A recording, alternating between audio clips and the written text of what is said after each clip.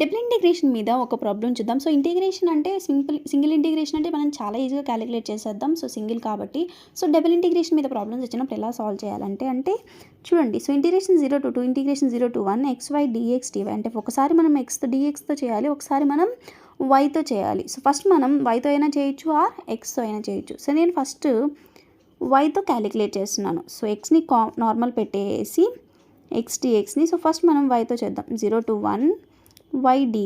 So integration 0 to 2 x dx. Integration y అంటే ఏంటి, y square by 2. So limits వచ్చి 0 to 1.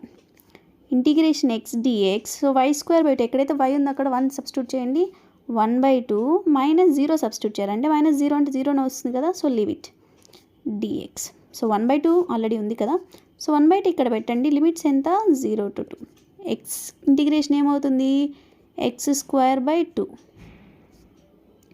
So 1/2, 2 దగ్గర 2 substitute చేద్దాం x దగ్గర. 2 square by 2. So 2 square 4/4. That is equal to 1 is the answer. So మనం ఇలాంటి క్వశ్చన్స్ని చాలా ఈజీగా క్యాలిక్యులేట్ చేయొచ్చు.